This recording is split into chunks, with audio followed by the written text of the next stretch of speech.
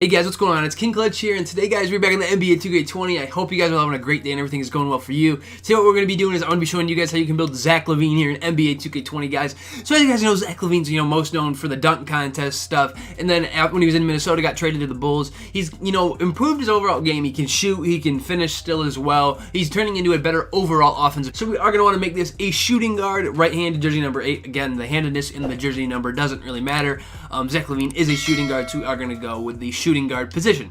Now, when it comes to this skill breakdown, again, with him being able to slash as well as he can and shoot the ball consistently, I feel like it's obvious we're going to go with the finishing in the shooting pie chart, so we can still get good dunk animations as well as still shoot the ball. So we're going to go with that pie chart there, and I mean, I feel like that's pretty much the only choice of a pie chart that would kind of define how he plays, so we're going to go with this one. When it comes to this physical profile, again, this is my opinion. When I make builds that I want to attack the rim with, I'm going to go speed and vertical. I want to have that decent vertical. I mean, you could make an argument for pure speed, but I'm going to go speed and vertical because that difference of 13 vertical makes a big difference to me, and I want to be able to get to the rim consistently and have a nice vertical. So we are going to go with the speed and vertical pie chart. When it comes to this potential, guys, what I'm going to do, we're going to max out this close shot, our driving layup, and our driving dunk. We're going to take this standing dunk up to a 58, and then take our post hook up to a 48 to give us that 17th finishing badge. Now I'm going to go ahead and upgrade my 3-point, my free throw. My mid-range we're going to take up to a 79, and then we're going to leave at a 62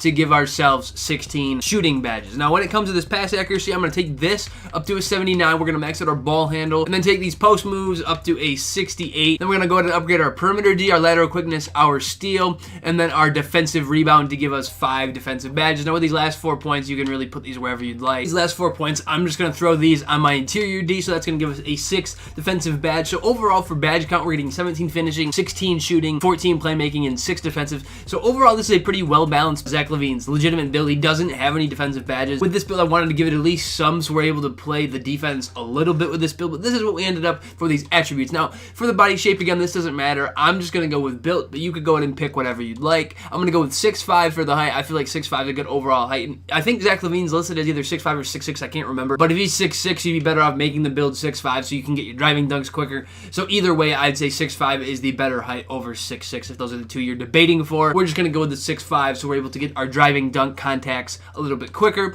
Now for the weight, he is 200 pounds, so we are going to make this build a 200-pound build.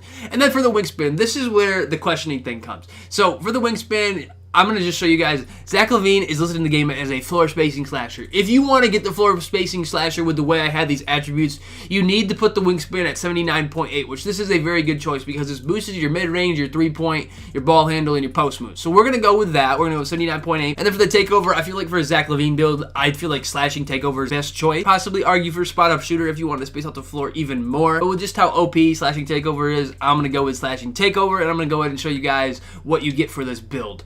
So with this 79.8 wingspan, we get this floor spacing slasher, which is similar to Zach Lavine, Luka Doncic, and Mitch Richmond. So overall, this is a really good build, and you do not see many floor spacing slashers out on the park whatsoever. This is one build you rarely see. But I just want to go back and show you guys something. If you're thinking, oh, let's lower the wingspan even more so we can get our, our ball handle up a little bit higher, I just want to show you guys what happens. So right here at 79.8. But if you want to take it down to 78.9 or anything lower than that at this, I'll show you when you bring it to here. That gives you an 81 ball handle.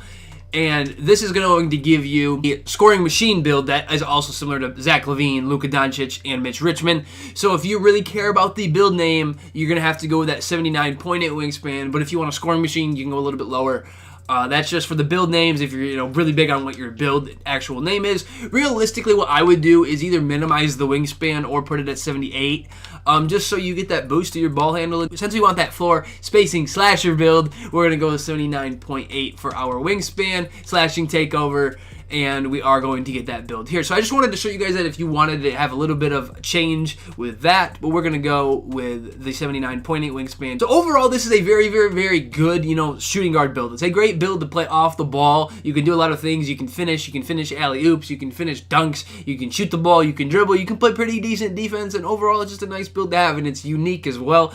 So I'm going to go ahead and show you guys the badges I would throw on this Zach Lavine build. And as you guys know, Zach Lavine, he's, I've actually heard the Hornets were trying to get him in a trade or something. And I think that would be interesting with Miles Bridges and everything they got going on over there in Charlotte. And hopefully, you know, Terry Rozier and them, they can actually play well. Hornets need is just a star to help them, you know, perform a little bit better. So I'm going to start with these defensive badges. Again, we only have 6, so we're kind of limited. I'm going to put Intimidator on here, Clamps up to bronze, Interceptor on silver, and then Pick Dodger on bronze. But again, these don't really matter. It's up to you with your badge choices, what you want to do with these. I feel like Intimidator is a good choice. Interceptor so he can pick balls in the passing lane, and Pick Dodger just so we're able to somewhat get around screens. You don't have to use Clamps. I mean, really, you could argue, like, since Zach Lavine's so athletic, like, you could throw Chasing Artist on here possibly. Also, Pickpocket would possibly be a good choice. I'm just going to put them on Clamps, though. And now when it comes to these Playmaking badges, I'm going to put Handles for Days on gold, Quick First Step on gold, and Space Creator on gold, just so we're able to dribble pretty well and not lose as much stamina when we're doing it. We're going to go ahead and put Bailout on bronze, so if we get a bad animation, we can pass out. I feel like that's an important badge.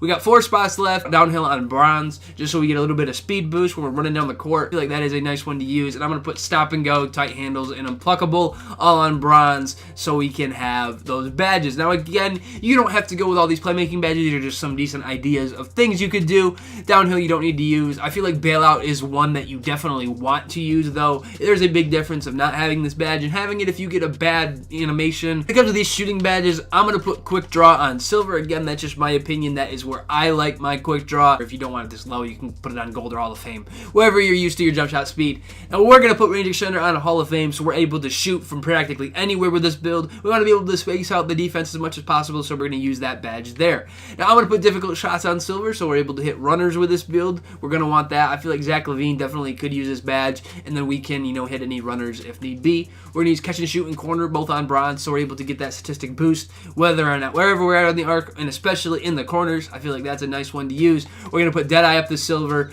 just so we can have less of an impact of that defender closing out on us. I feel like that's a good choice. And then we got 4 left. I'm going to put Hot Zone Hunter and Green Machine both on silver. And again, you don't need to use those. I feel like Volume Shooter could be a good badge to use. You could hire up some of these other ones. But this is just what I decided to do for the shooting badge. When it comes to these finishing badges, Contact Finisher up to Hall of Fame is the obvious choice. For a Zach Lavine build, we're going to want to put that there because he can poster people like no other. We're going to want to put Giant Slayer on silver, Relentless on silver, Slithery also up to silver, Consistent up to silver, Acrobat on bronze, and then with this Fancy Footwork, you can go ahead and put it up to gold or Hall of Fame. Realistically, either of them are good choices. You could put Acrobat up to bronze, and also Fast Break Finisher would be a good choice with this build since you're going to be finishing at the rim a lot. You're going to be slashing maybe one of your main ways of scoring, so you're going to want to use that possibly if you do not have your Takeover booster. While picking Slashing Takeover, you want to try to get your Takeover as quick as possible. Overall, that Takeover is just overpowered, so you're better off having it because you can poster a lot of people. You just got to make sure you have stamina level. These are some good finishing badges for the Zach Lavine build, guys. Overall, this is a really nice floor spacing slasher. Is a build very rare on the park. I do not see it very often, and you can definitely get some buckets with this build.